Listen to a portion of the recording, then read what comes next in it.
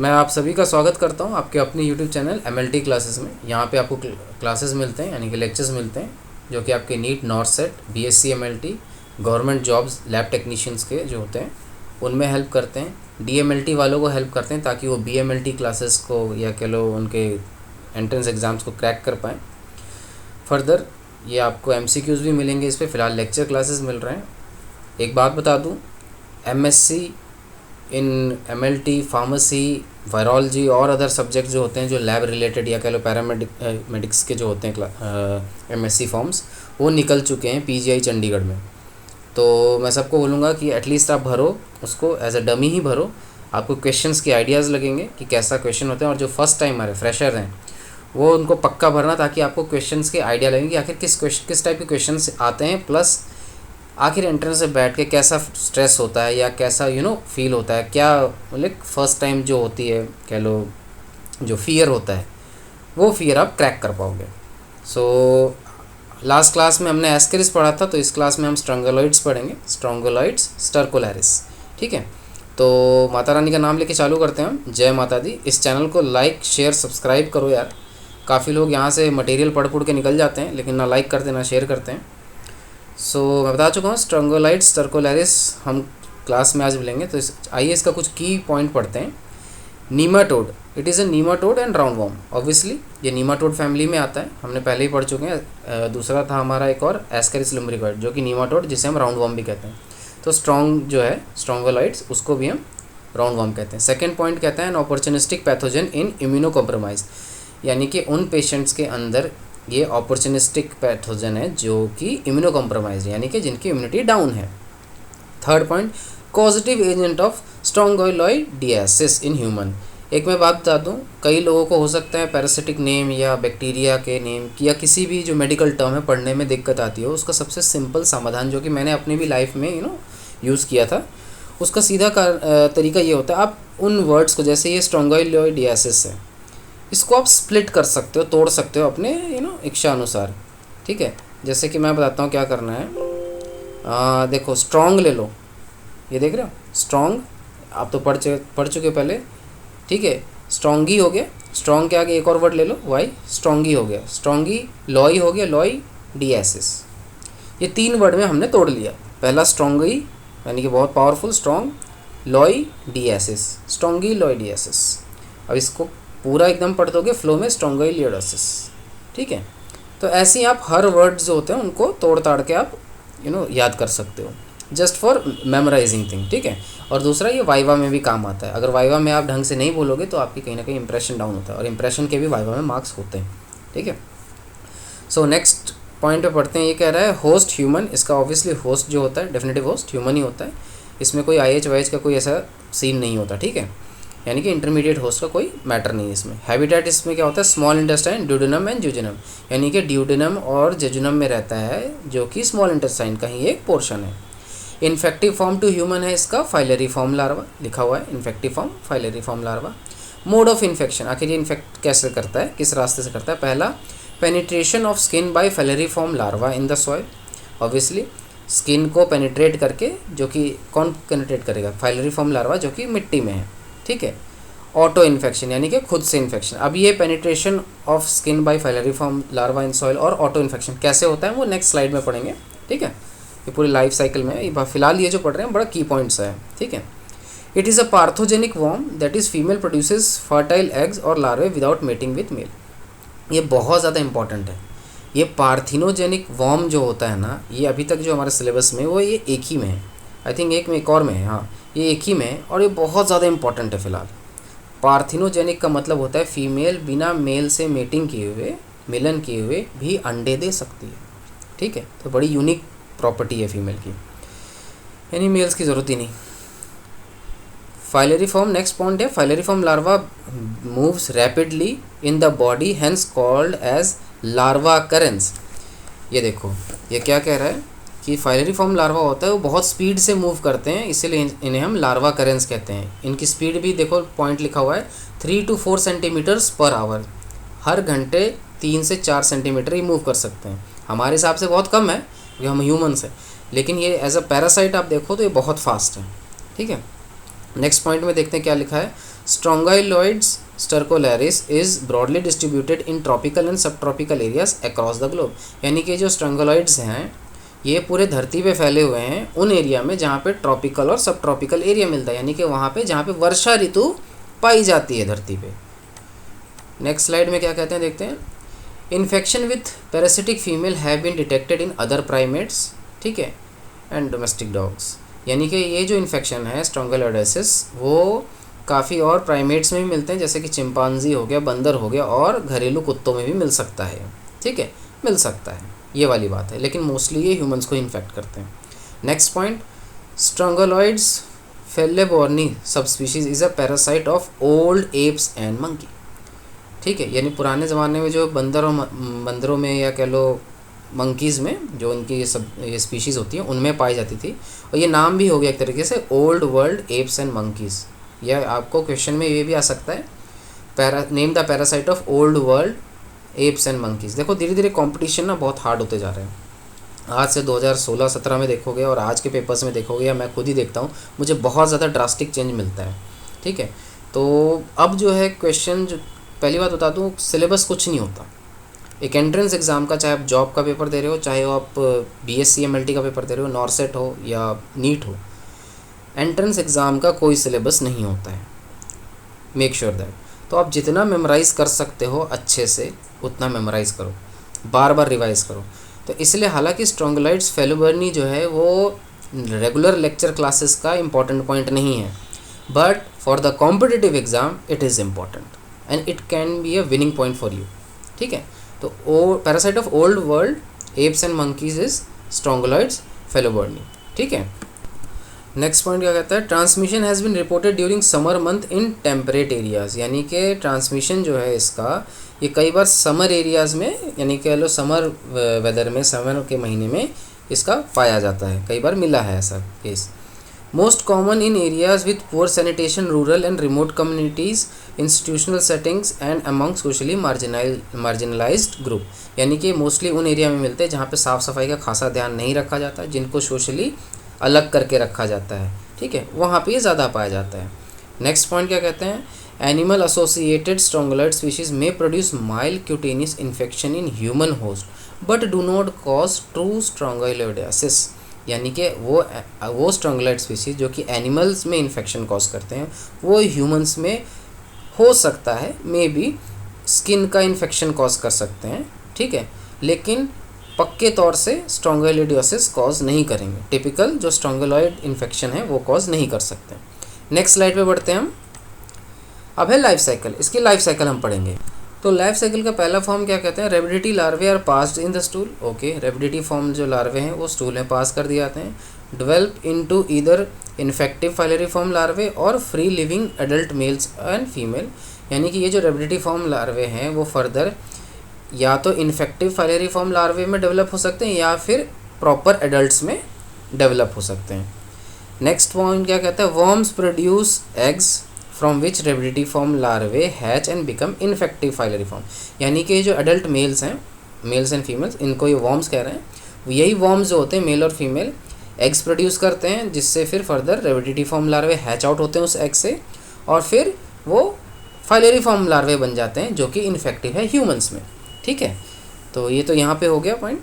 Next, when skin comes in contact with soil filariform larvae in contaminated soil penetrate human skin. यानी कि वो जो contaminated soil जहाँ पे ये स्टूल पास हुआ था, पहला पॉइंट में देखो स्टूल पास हुआ था, जिस स्टूल में रेबिडिटी फॉर्म लार्वे हैं उस स्टूल को जिस सॉइल में पास किया गया था वो सॉइल कंटामिनेट हो गई है। अब जब हेल्दी पर्सन आता है उस कंटामिनेटेड सॉइल से टच करता है या कॉन्टैक्ट करता है, तो ये जो इन्फेक्टिव फाइलरी फॉर्म लार्वे वो ह्यूमन के स्किन को पेनिट्रेट करके ह्यूमंस के अंदर पहुंच जाती है, प्रवेश द्वार, समझे। नेक्स्ट पॉइंट क्या कह रहे हैं, migrate to the small intestine. यानी कि अब प्रवेश करने के बाद ह्यूमन स्किन को पेनिट्रेट करने के बाद, ह्यूमंस के बॉडी के अंदर घुसने के बाद वो सीधा स्मॉल इंटेस्टाइन पे जाती है, जो कि उसका हैबिटेट था, याद है फर्स्ट उसमें पढ़ा था स्लाइड में हमने, ये देखो ड्यूडेनम एंड जूजिनम हैबिटेट। तो यानी कि अब ह्यूमन को पेनिट्रेट करने के बाद ये अपने हैबिटेट पहुंच जाती है स्मॉल इंटेस्टाइन में, ड्यूडेनम और जेजुनम में, ठीक है। तो चलो ये माइग्रेट हो गया। नेक्स्ट पॉइंट क्या कहता है, the larva migrate via the blood stream and lymphatic to the lung where they eventually coughed up and swallowed. यानी कि यही जो लार्वा है वो फिर स्मॉल इंटेस्टाइन से ब्लड स्ट्रीम और लिम्फेटिक्स के द्वारा लंग्स में पहुंच जाता है, फेफड़ों में पहुंच जाता है, और वहाँ पे कफिंग शुरू हो जाती है। और कफिंग के द्वारा जब वही पेशेंट उस कफ को दोबारा स्वेलो कर लेता है तो ये लार्वा भी साथ में स्वेलो हो जाता है। ठीक है, लार्वा भी साथ में स्वेलो हो जाता है। नेक्स्ट स्लाइड में देखते हैं। However larvae are capable of migrating to the intestine via alternate route, यानी कि कफिंग के अलावा भी ये जो लार्वे होते हैं इंटेस्टाइन से के इंटेस्टाइन में कई और रास्ते से भी माइग्रेट हो सकते हैं, जैसे कि लिखा हुआ पॉइंट में ना, थ्रू एब्डोमिनल, विसरा और कनेक्टिव टिश्यू। ठीक है, विसरा विसरा लाइनिंग होती है एब्डोमेन की, उसके थ्रू भी ये ट्रैवल करके चले जाते हैं लंग्स से इंटेस्टाइन में। और कनेक्टिव टिश्यू आप पढ़े होंगे, आपके बहुत सारे होते हैं कनेक्टिव टिश्यू, उसके द्वारा ही पहुंच सकते हैं। ये एनाटॉमी की क्लास में पढ़ेंगे हम कि क्या कनेक्टिव टिश्यू कितने टाइप के होते हैं, स्ट्राइएटेड होते हैं, जो भी है।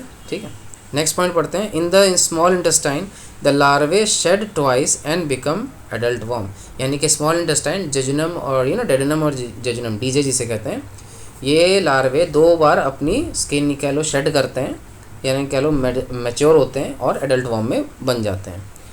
The female live embedded in the submucosa of the small intestine and produce eggs via parthenogenesis and yield rhabditiform larvae, यानी कि फीमेल सब म्यूकोजा में, जो स्मॉल इंटेस्टाइन है उसके सब म्यूकोजा में धसी पड़ी रहती है, कह लो वहाँ पे फिट हुई रहती है, और वहीं से एग्स प्रोड्यूस करती रहती है पार्थिनोजेनेसिस से, यानी कि बिना मेल के मदद से, और इस एग्स से रेबिडिटीफॉर्म लार्वे निकलते रहते हैं। Next point, the rhabditiform larvae can either be passed in the stool और कैन कॉज ऑटो इन्फेक्शन। बड़ा इंपॉर्टेंट पॉइंट है ये ऑटो इन्फेक्शन वाला ना, पॉइंट हर बार याद रखना। ठीक है, ये देखो क्या कह रहा है कि द रेबिडिटीफॉर्म लार्वे जो होते हैं वो या तो फिर स्टूल में पास निकल जाते हैं, स्टूल के द्वारा बाहर मिट्टी में निकल जाते हैं, या तो फिर ऑटो इन्फेक्शन कॉज करते हैं। ऑटो इन्फेक्शन कैसे कॉज करते हैं हम आगे पढ़ेंगे। ठीक है, नेक्स्ट पॉइंट, हाँ ये देखो, the rhabditiform larvae in the gut become infective filariform larvae, यानी कि गट के अंदर ही है, अभी इस बॉडी के अंदर ही है, ये इन्फेक्टिव फॉर्म में चेंज हो जाते हैं फाइलेरिफॉर्म लार्वे में।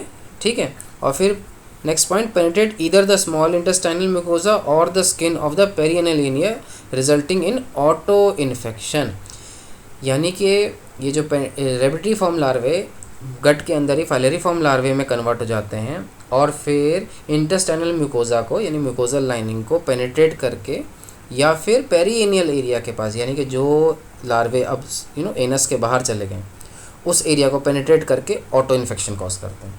तो ये पॉइंट आपको पता चला, ऑटो इन्फेक्शन कैसे कॉज करते हैं ये इस पॉइंट में लिखा हुआ है।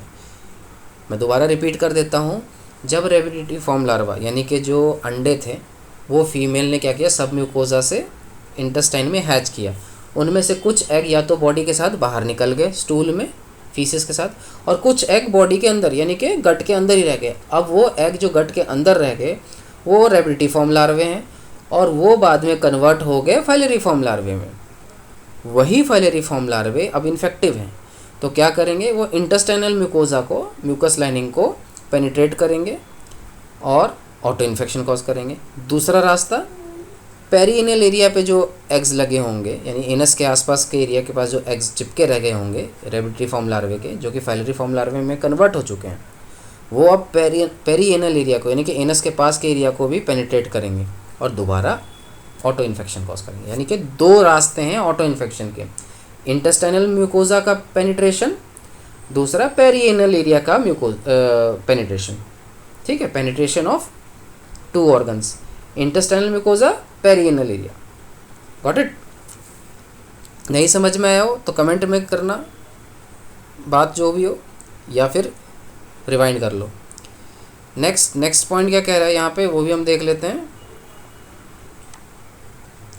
Once the falciform larvae reinfect the host, they are carried to the lungs, pharynx and small intestine or disseminate throughout the body। यानी कि जो फाइलेरिफॉर्म लार्वे हैं जब एक बार वो होस्ट को रीइन्फेक्ट कर चुके हैं, उनको लंग्स में चले जाते हैं, फेनिक्स में चले जाते हैं, और फिर स्मॉल इंटेस्टाइन में चले जाते हैं, या फिर पूरी बॉडी में डिसेमिनेट हो जाते हैं। डिसेमिनेट मतलब फैल जाते हैं। नेक्स्ट पॉइंट क्या कह रहा है, the significance of auto infection in Strongyloides is that untreated cases can result in persistent infection even after many decades। यानी कि ऑटो इन्फेक्शन का मेन सिग्निफिकेंस इंपॉर्टेंस क्या है कि अगर आप ऑटो इन्फेक्शन की ट्रीटमेंट नहीं कराते हो तो हो सकता है कई टाइम तक आपको कुछ ना हो, बिल्कुल आप नॉर्मल रहो, लेकिन कई सालों बाद यानी कुछ सालों बाद यानी कि 10 सालों बाद भी आपको ये दोबारा री इन्फेक्शन यानी कि ये दोबारा प्रॉब्लम आ सकती है, ये दोबारा बीमारी जो है वो क्रिएट हो सकती है। कब दोबारा कब होगी या क्यों होगी दोबारा, उसका आंसर है तब होगी जब आपकी इम्यूनिटी डाउन होगी, इम्यूनिटी कम होगी। हमने फर्स्ट टाइम में पढ़ा था ना, ये क्या है, फर्स्ट टाइम में हमने इसका क्या पढ़ा था, अपॉर्चुनिस्टिक पैथोजन है ये इन इम्यूनो कॉम्प्रोमाइज़, यानी कि जब आप इम्यूनिटी आपकी डाउन होगी तब ये जो ऑटो इन्फेक्शन के द्वारा आपने जो ट्रीटमेंट नहीं कराई तब ये as an opportunistic pathogen act करने लगेगा। ठीक है, तो हम नेक्स्ट पॉइंट पे बढ़ते हैं। ये देखिए, ये है पूरा लाइफ चार्ट। तो नंबर 1 हम पढ़ते हैं, rhabditiform larvae in the intestine are excreted in stool, यानी कि स्टूल में रेबिडिटी फॉर्म लार्वे रिलीज़ कर दिया गया। अब ये डेवलप हो जाएंगे, कन्वर्ट हो जाएंगे फ्री लिविंग एडल्ट फॉर्म्स में, फीमेल मेल। अब क्या है, या तो ये दोनों मेटिंग करके या बिना मेटिंग के भी पार्थिनोजेनेसिस से ये एग्स ले करेंगे। एग्स में क्या होगा, रेबिडिटी फॉर्म लार्वा, देखो एग हैच हुआ, रेबिडिटी फॉर्म लार्वे में कन्वर्ट हुआ, इसे L3 भी कहते हैं। और यही रेबिडिटी फॉर्म लार्वा फर्दर कन्वर्ट हो गया या कह लो डेवलप हो गया किसमें, फाइलरी फॉर्म लार्वे में, जो कि मिट्टी में पड़े। अब वो होस्ट के अंदर पेनिट्रेट करके चला जाएगा।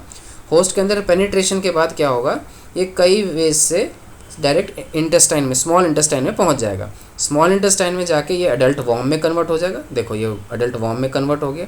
Adult worm again eggs release करेगी, ठीक है, एग्स रिलीज़ करेगी इंटेस्टाइनल ह्यूमन में।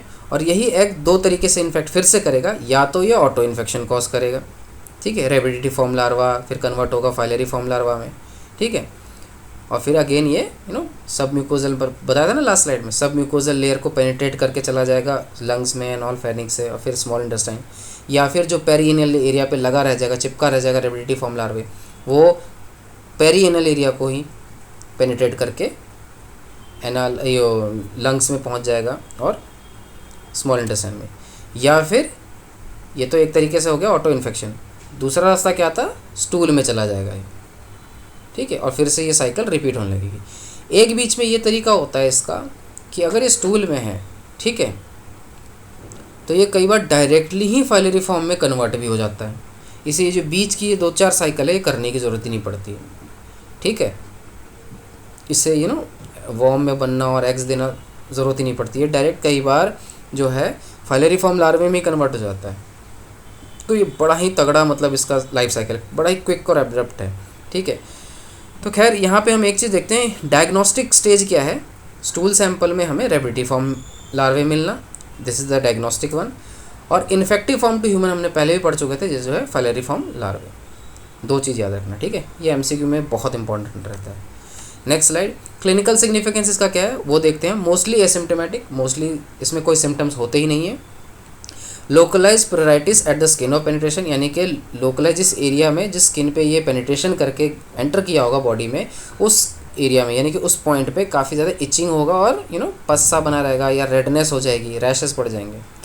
Next point, erythematous rash at the site of skin penetration, यानी कि जिस साइट ऑफ पेनिट्रेशन पे इरेथ्रोमेटस यानी कि रेड हो जाएगा, पूरा लाल हो जाएगा और दाने दाने हो जाएंगे, रैशेस बन जाएंगे जहाँ पे साइट ऑफ पेनिट्रेशन होगा। Tracheal irritation and dry cough, obviously आपके ट्रैकिया पे जब ये माइग्रेट करेगा तो ड्राई कफ बनेगा और ट्रैकियल इरिटेशन, ट्रैकिया में इरिटेशन फील होगी। नेक्स्ट, डायरिया कॉज करेगा, ऑब्वियसली स्मॉल इंटेस्टाइन में क्या, कॉन्स्टिपेशन भी होगी ऑब्वियसली ये, क्योंकि जैसे जैसे ये लोग डिवाइड करते हैं, मल्टीप्लाई करते हैं, अपनी तादाद ल्यूमन में, इंटेस्टाइनल ल्यूमन में बढ़ा देते हैं, जिससे क्या होता है, ऑब्स्ट्रक्शन क्रिएट होने लगती है, तो इससे कॉन्स्टिपेशन की प्रॉब्लम आ जाती है, ठीक है। क्योंकि एक बता दूँ, ये स्मॉल इंटेस्टाइन इसका हैबिटेट है, बट ये लार्ज इंटेस्टाइन में भी जाता है, ठीक है। नेक्स्ट, एब्डोमिनल पेन, एनोरेक्जिया, एनोरेक्जिया का मतलब मैं बता चुका हूँ आपको, लास्ट क्लासेस में सुना होगा, लॉस ऑफ एपेटाइट। क्रॉनिक स्ट्रंगोलाइडेसिस में डेवलप, जो क्रॉनिक यानी कि बहुत लंबे टाइम से चलते आ रहा है स्ट्रंगोलाइड्स का प्रॉब्लम, उसमें आर्थराइटिस भी हो सकता है। कार्डिक अरिदमियाज, कार्डिक अरिदमिया का मतलब होता है इर्रेगुलर हार्ट बीट, ठीक है, वो उसकी प्रॉब्लम हो सकती है। क्रोनिक मैल अब्जॉर्प्शन की काम हो सकती है। ड्यूडेनल ऑब्स्ट्रक्शन हो सकता है, ड्यूडेनम और जेजुनम हमने पढ़ा था, डीजे जिसे कहा था मैंने, उसका ऑब्स्ट्रक्शन हो सकता है। नेफ्रोटिक सिंड्रोम होता है, यानी कि आपके किडनी के रिलेटेड प्रॉब्लम हो सकती है। रिकरेंट अस्थमा हो सकता है, आपके लंग्स को, आपके ट्रेकिया को, ब्रोंकिया को इन्फेक्ट करता है, तो ऑब्वियसली आपको अस्थमेटिक प्रॉब्लम्स भी आ सकती हैं। Chronic strongyloidosis have elevated IgE level, यानी कि जो लंबे टाइम से स्ट्रंगुलॉइड्स का प्रॉब्लम चल रहा है उसमें आपको आईजीई लेवल बढ़ा हुआ मिल सकता है। ये सीरोलॉजिकल पॉइंट से बहुत इंपॉर्टेंट है, ठीक है। Due to repeated auto infection the subcutaneous migration of filariform larvae presents as a repeated maculopapular or urticarial rash along the buttocks, perineum and thighs. This rash usually advances very rapidly up to 10 centimeter per hour. यानी कि इस point में ये कहा गया है बार बार auto infection होने से जो फाइलेरिफॉर्म लार्वा माइग्रेशन करेगा उससे क्या होता है, आपके काफ़ी सारे एरिया जैसे कि बुटक्स, पेरिनियम यानी कि जेनाइटल ऑर्गन और इनस के बीच का जो एरिया था वो, और थाइज़ में आपके रैशेस हो सकते हैं, काफ़ी सारे फफोले यानी पिंपल जैसा आपको दिख सकता है, रेडनेस हो सकती है, इचिंग हो सकती है, ठीक है। और ये जो रैशेस हो सकते हैं यूजुअली जो होते हैं 10 सेंटीमीटर पर आवर की स्पीड से फैल सकते हैं, ठीक है। यानी कि हर घंटे 10 सेंटीमीटर के साइज से या कह लो स्पीड से ये रैशेस फैलते रहते हैं। तो बड़ा इंपॉर्टेंट चीज़ है ये। एक मैं बात बता दूं, ये स्पीड आपको याद करने की ज़रूरत नहीं, कोई नहीं पूछता, बट मैंने एक नॉलेज के लिए बताया आपको, सो याद रखना। नेक्स्ट, लेबोरेटरी डायग्नोसिस में क्या कहा गया है, इसका प्रेफर्ड सैंपल है stool, duodenal fluid, biopsy specimen and sputum. Biopsy specimen वहाँ का जहाँ पे आपको इन्फेक्शन लग रहा है। Next, usually diagnosed by microscopic identification of rhabditiform and occasionally filariform respective sample, यानी कि माइक्रोस्कोपिक एग्जामिनेशन आप कर सकते हो। इसका डायग्नोसिस कैसे होता है, माइक्रोस्कोपिक एग्जामिनेशन ऑफ रेबिडिटीफॉर्म लार्वा, किसमें, स्टूल में, और फाइलेरिफॉर्म लार्वे इनके रेस्पेक्टिव सैंपल्स में। फाइलेरिफॉर्म लार्वे आपको कहाँ कहाँ मिल सकता है वो मैं आपको बता दूँ। फाइलेरिफॉर्म लार्वे आपने देखो डायग्राम देखा होगा, ये देखो बॉडी के अंदर स्मॉल इंटेस्टाइन में मिल सकता है, ठीक है, वहाँ पे क्योंकि ये पहुँचते हैं और फिर मैच्योर होते हैं, ठीक है। फिर फाइलेरिफॉर्म लार्वे जो होते हैं आपने पढ़ा होगा, ये रेबिडिटीफॉर्म लार्वे के बाद फाइलेरिफॉर्म लार्वे जब ऑटो इन्फेक्शन कॉज करते हैं तब भी मिलते हैं इन लंग्स पे, और ये आपके ब्लड स्ट्रीम में, लिम्फेटिक स्ट्रीम्स में मिल सकते हैं, ठीक है। तो नेक्स्ट हम पढ़ते हैं, stool can be examine in wet mounts, यानी कि हम वेट माउथ्स भी बना सकते हैं स्टूल का। Microscopic examination of stool has low sensitivity, बड़ी इंपॉर्टेंट चीज़ है। एग्जामिन अगर आप करोगे माइक्रोस्कोपिकली स्टूल की तो आपको सेंसिटिविटी बड़ी कम मिलेगी, ठीक है। तो क्या करते हैं, नेक्स्ट पॉइंट है, फॉर्मेलिन इथाइल एसीटेट कंसनट्रेशन में remove larvae and reduce sensitivity, यानी कि ये जो पॉइंट है formalin ethyl acetate concentration method, ये हमें यूज़ नहीं करना है। इससे क्या होगा, लार्वे जो होंगे वो हट जाएंगे, ठीक है, यानी कि मर भी सकते हैं, या फिर कह लो मर भी कह सकते हैं, यानी रिमूव हो जाएंगे, वहाँ से ख़त्म हो जाएंगे, इससे सेंसिटिविटी रिड्यूस हो जाएगी। तो इसके लिए हम कुछ स्पेशल टेस्ट होते हैं, Baermann funnel sedimentation technique for larvae detection, बड़ा इंपॉर्टेंट है, याद रखना। ये टेक्निक्स के बारे में कई बार पूछा जा सकता है। अगर पैरासिटोलॉजी से एक्सट्रीम क्वेश्चंस यानी कि एक्सट्रीमली हार्ड क्वेश्चन आते हैं तो कुछ ऐसे ही आ सकते हैं, Baermann funnel sedimentation technique for larvae detection, नीचे ऑप्शन आ जाएगा, एस्केरिस, स्ट्रोंगलॉइड्स, फिर आपको ऐसी दो और पैरासाइट के नाम डाल देंगे, आपको बताना होगा, ठीक है। तो याद रखना, Baermann funnel sedimentation technique for larvae detection, culturing using Koga agar plate, charcoal culture और the Harada Mori filter paper technique, ठीक है। कल्चरिंग भी हम कर सकते हैं, ये कोका अगार प्लेट है, चारकोल कल्चर है, और Harada Mori filter paper technique से भी हम कर सकते हैं, ठीक है। कुछ भी हो आपने फॉर्मेलिन ईथर यानी कि formalin ethyl acetate concentration technique नहीं यूज़ करनी है, ठीक है। Next, the Koga agar plate culture method is the most sensitive coprological method for the detection of Strongyloides larvae, यानी कि कोका अगर कल्चर प्लेट है वो सबसे ज़्यादा सेंसिटिव है, ये नंबर 1 याद रख लेना। ये कोप्रोलॉजिकल मतलब होता है कि फीकल मैटर से जो रिलेटेड हो, ठीक है।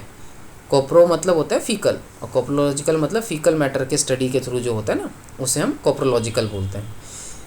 तो स्ट्रोंगोलॉइड्स लार्वे के लिए बेस्ट मतलब मोस्ट सेंसिटिव कह लो है कोका अगर प्लेट कल्चर, उसके ऊपर हम स्टूल लगा देते हैं इनोकुलेशन में, ठीक है। अगेन मैं बोल रहा हूँ कुछ भी हो formalin ethyl acetate concentration technique मत करना, वरना सारा गू गोबर हो जाएगा। Next point, aspiration of duodenal fluid और the use of less invasive entero test commonly called string test may be use to detect larvae in patient with negative stool sample. यानी कि अगर पेशेंट के नेगेटिव स्टूल सैंपल्स हैं और symptoms हमें स्ट्रोंगलाइट्स की तरफ से ही इंडिकेशन कर रहा है, तब हम क्या करेंगे, ड्यूडेनल फ्लूइड को एस्पिरेट करेंगे और उसके ऊपर एंटेरो टेस्ट लगाएंगे, इसे हम स्ट्रिंग टेस्ट भी कहते हैं, ठीक है, ताकि हमें लार्वा डिटेक्ट हो सके पेशेंट्स में, ठीक है। नेक्स्ट पॉइंट, इन डिसेमिनेटेड स्ट्रोंगलाइडियासिस फाइलेरिफॉर्म लार्वे में be detected in sputum, bronchial washing and pleural fluid. यानी कि वो स्ट्रोंगलाइड्स जो कि फैल चुके हैं बॉडी में, उनको हम उनके फाइलेरिफॉर्म लार्वे को हम स्पूटम में भी देख सकते हैं, ब्रोंकल वॉशिंग में भी देख सकते हैं और प्लूरल फ्लूइड में भी देख सकते हैं, ठीक है। Next point, patient with rashes may have larvae identified on the skin biopsy. यानी कि जिनको जो हमने पढ़ा था मैक्यूपपुलर और यूट्रिकैरियल रैशेज जो होते थे, जिन पेशेंट को ये रैशेज हैं उनके हम लार्वे हम स्किन बायोप्सीज पे भी मिल सकते हैं, ले सकते हैं। फर्दर हम IFA, IHA, antigen linked fluorescent and magnetic bead test are available. Enzyme immuno assay भी हम कर सकते हैं। ये सारे देखो सीरोलॉजिकल टेस्ट है, फ्लोरोसेंट टेस्ट है, वो भी हम कर सकते हैं। फिर अगर हम मॉलिक्यूलर पे आते हैं, PCR and lamp method may भी use to detect Strongyloides in fresh, frozen और non formalin fixed stool specimen. Again बता रहा हूँ, यहाँ पे भी देखो नॉन फॉर्मेलिन फिक्स्ड का नाम लिया है स्पेसिमेन का, जो कि मैंने आपको यहाँ भी बताया था फॉर्मेलिन इथाइल एसीटेट। इससे क्या होगा, लार्वे रिमूव हो जाएंगे, जिससे हमारी सेंसिटिविटी कम हो जाएगी। तो एग्जैक्टली ये जो हमने पढ़ा PCR लैम्प मेथड यूज़ कर सकते हैं, ठीक है, फ्रेश, ताकि जो आपका स्ट्रोंगलॉइड्स है वो फ्रेश, फ्रोज़न और non formalin fixed stool specimen में हम देख सकें। Next point, false negative and false positive do occur. ये जितने भी हमने टेस्ट किए हैं अभी तक, जितने अपने टेस्ट देखे हैं लास्ट स्लाइड्स में, इनमें जितने भी आप स्ट्रांगली सेंसिटिव है या स्ट्रांगली सेंसिटिव नहीं है, इन सब के अलावा भी फॉल्स नेगेटिव या फॉल्स पॉजिटिव रिपोर्ट आता है, इसमें आ सकता है। तो इसको हम रेक्टिफाई करने के लिए क्या करते हैं, रिपीटेड सैम्पलिंग हम करते हैं, रिपीटेड एनालिसिस करते रहते हैं सैम्पल्स की। यानी कि आज लिया, फिर 2 दिन बाद लेंगे, फिर 3 दिन बाद लेंगे, ऐसे करके हम रिपीट करते हैं, ताकि हमें पता चलता रहे कि हाँ भैया हमारा टेस्ट कहीं फॉल्स पॉजिटिव या फॉल्स नेगेटिव तो नहीं दे रहा, ठीक है। ये देखो स्टार पॉइंट है, बड़ा इंपॉर्टेंट पॉइंट है। Immuno compromise person with disseminated strongyloidiasis usually have detectable IgG antibodies despite their immunodepression, though false negative results can occur. यानी कि जो वो पेशेंट जिनके अंदर जो इम्यूनिटी नहीं है, यानी कि इम्यूनिटी बहुत कम है और उनके अंदर स्ट्रोंगलॉइड्स जो है वो फैल चुके हैं, उनके अंदर भी IgG एंटीबॉडीज़ मिलती है, बढ़ी हुई मिलती है, एलिवेटेड मिलती है, इंस्पाइट उनके इम्यूनोसप्रेशन के, यानी कि उनके इम्यूनिटी डाउन होने के बावजूद भी IgG बॉडी उनके अंदर बढ़ी हुई मिलती है स्ट्रोंगलॉइड्स के केस में, पर फिर भी फॉल्स नेगेटिव रिजल्ट्स भी मिल सकते हैं। ये दोनों है चीज़, इसमें नेगेटिव भी मिल सकता है फॉल्स, ठीक है, और साथ साथ इनकी IgG बढ़ी हुई भी मिल सकती है। तो ये एक मोटा मोटी ध्यान में रख लेना, कहीं IgG बढ़ी हो तो ओके मान ले, ये नहीं करना। ये स्ट्रोंगलॉइड जो है बड़ा ही पेचीदा चीज़ है, ठीक है। नेक्स्ट पॉइंट में देखते हैं, cross reaction in patient with filariasis, schistosomiasis and ascaris may occur. Obviously सारे एक ही फैमिली के हैं, तो इनके अंदर आप कई बार क्रॉस रिएक्शंस भी देख सकते हो। नेक्स्ट पॉइंट, लेबॉर्ट्री सेफ्टी में क्या है, PPE किट हमें पहनना चाहिए, ग्लव्स, गाउन्स एंड ईयर, ठीक है, अपनी पर्सनल सेफ्टी के लिए। अनफिक्स्ड स्टूल्स एंड और larva coproculture should be handle with caution to avoid percutaneous exposure to filariform larva. यानी कि जो स्टूल सैंपल आपके या कल्चर जो है आपका लार्वा का, उसको आप अगर अनफिक्स्ड है तो उसको बड़े ध्यान से हैंडल करना, कहीं आपके कंटेमिनेशन आपके हाथों में ना लग जाए, वरना ये पेनिट्रेशन करके आपके बॉडी के, टेक्नोलॉजिस्ट के बॉडी के अंदर भी एंटर कर सकता है, ठीक है। Next point, agar plate culture should be sealed with parafilm और masking tape prior to incubation.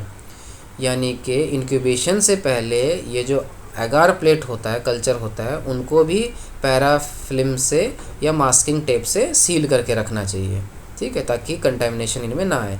Further filariform larvae often migrate to condensation droplets on the lids of agar plate culture.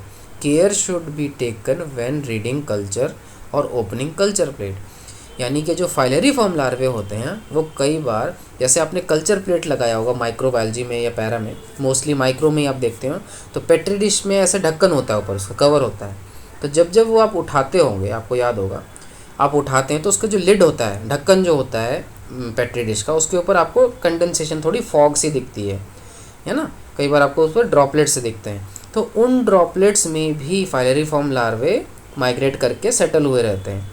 तो यदि आप जब कल्चरिंग कर रहे हो तो उस प्लेट्स का और उसके ढक्कन का भी खासा ध्यान रखना। अदरवाइज़ आपने कहीं नज़रअंदाज करके या हल्के में लेके उन ड्रॉपलेट्स को टच कर लिया तो उन ड्रॉपलेट्स के अंदर जो फाइलरीफॉर्म लार्वे होंगे वो आपके स्किन के अंदर पेनिट्रेट करके और आपको भी इन्फेक्ट कर सकते हैं, यानी कि टेक्नोलॉजिस्ट को भी खतरे में डाल सकते हैं। बड़ा रिस्की चीज़ है, बहुत बड़ी रिस्की चीज़ है, मैं पहले बता दूँ आपको। नेक्स्ट पॉइंट क्या कहता है, लुगोल्स आयोडीन, ठीक है, और 70 to 100% ethanol may be use to kill Strongyloides stercoralis infective larvae on expose skin. हाँ, ये भी चीज़ अच्छी पॉइंट है इसमें कि अगर आपके स्किन पे लार्वे आ चुके हैं, किसी एक्सीडेंटली या किसी धक्के से आ गए हैं, तब आप 1% पोविडिन आयोडीन या जिसे हम लुगल आयोडीन बोलते हैं, और या फिर 70 to 100% इथेनॉल भी हम उसके ऊपर लगा सकते हैं ताकि वो लार्वा ख़त्म हो जाए, ठीक है। फिर भी लगाने के बाद ऐसा नहीं कि आप मान लेना कि अब ठीक हो गया, बट आपको फर्दर और प्रिकॉशंस लेने होते हैं, रिपीटेड टेस्ट कराते रहना होता है, अपने सिम्टम्स को, क्लिनिकल सिम्टम्स को ऑब्जर्व करना होता है, आपको डॉक्टर्स के पास, फिजिशियंस के पास जाना पड़ता है। नेक्स्ट पॉइंट, 70% इथेनॉल में भी use to disinfect contaminated surface, यानी कि एग्जैक्ट 70% इथेनॉल है, उसको आप सरफेस भी डिकंटेमिनेट कर सकते हैं, किससे, स्ट्रोंगलाइट से। नेक्स्ट पॉइंट, ये देखो, ये यहाँ पे क्या है, एक सेकंड, हाँ, ये यहाँ पे क्या है, क्लोजअप व्यू है किसका, रेबिडिफॉर्म लार्वे का, ठीक है, जो कि स्ट्रोंगलाइट्स का है। उसमें आप देखो ये क्या है, इसका बड़ा शॉर्ट बक्कल कैनाल है, रेड एरो से दिखा हुआ है, बड़ा शॉर्ट बक्कल कैनाल है, ठीक है। और जो बल्ब पोर्शन है रेबिडिफॉर्म ईसोफेगस का, वो देखो ये रहा, ये बल्ब सा दिख रहा है आपको, बल्ब जैसा, ये इसका ईसोफेगस है, ठीक है। नेक्स्ट स्लाइड पे चलते हैं। ये देखो, ये भी रेबिडिफॉर्म लार्वा है स्ट्रोंगलाइट सर्कुलरिस का, जो कि ना स्टूल सैंपल से निकाला है, या अभी स्टेनिंग नहीं हुई इसके। इस पर भी अगेन देखो बल्ब शेप दिख रहा है, ठीक है, ये सॉरी ये रहा, बल्ब शेप दिख रहा है, ठीक है। और इसका देखो जो है जेनाइटल पेरिमोडियम है यहाँ पे, ठीक है, छोटू सा। नेक्स्ट स्लाइड, ये देखो, ये प्रॉपर एडल्ट फीमेल है स्ट्रोंगलाइट सर्कुलरिस में, और इसके बगल में छोटू सा मेल है, ठीक है, ये मेल है बड़ा छोटा सा, और फीमेल है देखो बड़ी तगड़ी सी, ठीक है। अब इसमें क्या है, आप इसमें एक चीज़ नोट करने वाली चीज़ ये है, इसके अंदर देख लो, छोटा छोटा सा, ये क्या है, इसके एग्स हैं, ये धीरे धीरे रिलीज़ करती है ऐसी एग्स, ठीक है ना। अच्छा हाँ, ये एग्स हैं, ये तो मैंने बता दिया। ये जो है ना, सॉरी, ये मेल नहीं है, ये क्या है, रेबिडिफॉर्म लार्वा है, सॉरी मैंने गलत बता दिया था आपको, ये मेल नहीं है, ये रेबिडिफॉर्म लार्वा है, बट ये फीमेल है, और इसके अंदर ये देखो डेवलपिंग एग्स हैं, इन्हीं एग्स से निकल के ये रेबिडिफॉर्म लार्वा निकला है, यानी कि माँ के गोद में बच्चा है। नेक्स्ट, ये देख लो, ये फ्री लिविंग एडल्ट मेल है, ठीक है। इसमें देखो एंड में मेल के क्या होता है, स्पिक्यूल होती है, यानी कि तीखापन सा होता है, देखो पतली सी, रेड एरो से दिखा है। वहीं अगर हम फीमेल पे जाएं तो इसके एंड में देखो फीमेल के स्पिक्यूल नहीं होता यहाँ से, क्योंकि इसने अंडे देने होते हैं, एग्स रिलीज़ करने होते हैं, इसलिए एंड में थोड़ा ब्लंट सा होता है, और वही मेल को अंडा देना नहीं होता, तो एंड में बिल्कुल पॉइंटेड होता है। नेक्स्ट स्लाइड पे देखते हैं, ये देखो नॉच टेल, जिसे स्पिक्यूल कहते हैं ना, पॉइंटेड है, पॉइंटेड टेल है ना, ये मेल का है। सो थैंक यू वेरी मच, बहुत बहुत धन्यवाद आप सभी का इस लेक्चर को देखने के लिए, यहाँ तक पहुँचने के लिए। मैं आप सभी को बोलूँगा प्लीज़ शेयर करो इस वीडियो को, सब्सक्राइब करो चैनल को, लाइक करो इस वीडियो को, और ऐसे ही सारे अच्छे अच्छे लेक्चर्स आते रहेंगे। और आपको थोड़ा सा भी फ़ायदा हुआ होगा, रत्ती भर भी फ़ायदा हुआ, तो प्लीज़ चैनल में बने रहना, हम आगे बहुत सारे लेक्चर्स करेंगे, मज़े से करेंगे। और कमेंट बॉक्स खाली है, कोई ना कोई कमेंट तो भरो यार, बिल्कुल ही खाली पड़ा रहता है, सो अच्छा भी नहीं लगता ऐसे। So thank you very much. और हाँ, MSc के पेपर ज़रूर भरना, ठीक है। Okay bye.